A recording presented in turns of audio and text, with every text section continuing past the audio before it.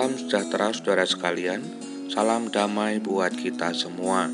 Hikmat Tuhan pada hari ini kembali menyapa kita dan seluruh umat dengan tema perbedaan atau penghujatan.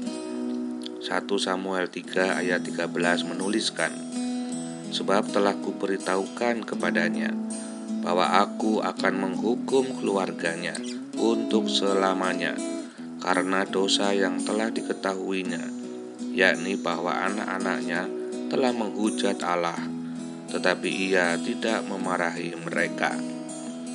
Saudara-saudara, ketika sebuah pidato dihentikan dengan alasan tidak mengantongi izin, sebab itu dilakukan di tengah pandemi, di mana seharusnya tidak boleh ada kerumunan orang, karena akan berakibat bertambahnya penularan COVID-19.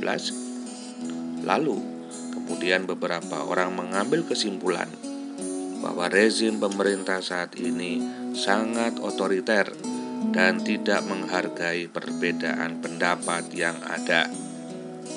Saudara-saudara, pada zaman ini begitu mudahnya orang membungkus sesuatu yang jahat dengan kemasan kebaikan. Bahasa Alkitabnya, serigala berbulu domba, sehingga orang sulit membedakan mana yang domba dan mana yang serigala, mana ajaran yang sehat dan mana ajaran yang sesat, mana yang baik dan mana yang jahat, mana pendapat yang berbeda dan mana pendapat yang menghujat. Begitulah yang terjadi ketika yang berbicara adalah kepentingan dan bukan hati nurani. Saudara-saudara, hal itu terjadi tidak hanya di luar bait Allah, tetapi juga di dalam bait Allah, di mana Imam Eli mendiamkan saja apa yang dilakukan anak-anaknya. Mungkin saja Imam Eli melihat bahwa yang dilakukan oleh anak-anaknya hanyalah sesuatu yang berbeda. Namun, di hadapan Allah, ternyata itu adalah sebuah penghujatan. Perbedaan bisa terjadi oleh karena melihat dari sudut pandang yang berbeda. Perbedaan juga bisa terjadi oleh karena kurang memahami masalah yang ada. Dan biasanya perbedaan-perbedaan tersebut masih menghargai aturan dan ketentuan yang berlaku.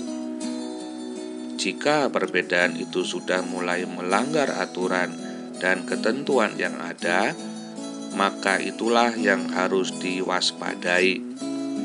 Jangan-jangan itu sudah masuk ranah penghujatan.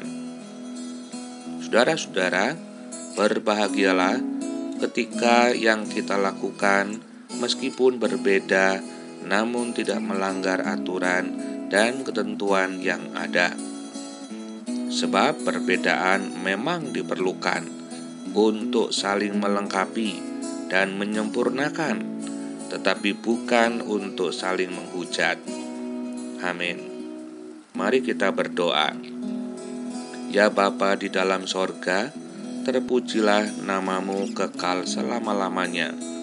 Terima kasih atas hari baru yang Engkau berikan, membuat kami makin dibaharui dari hari ke hari. Ampunilah kami, karena sering kali kami melangkah dengan kepentingan dan bukan dengan hati, sehingga perbedaan yang terjadi bukan saling melengkapi, melainkan saling menghujat. Tolonglah kami agar mampu menyadari dan mewaspadai, sehingga kami tidak masuk dalam jerat si jahat. Tuntunlah kami juga pada hari ini untuk menjadi seperti yang Engkau kehendaki, sebab Engkaulah Allah yang mempunyai kuasa dan kemuliaan sampai selama-lamanya. Amin. Semoga Tuhan Allah memberkati kita semua. Dan sampai jumpa pada renungan berikutnya.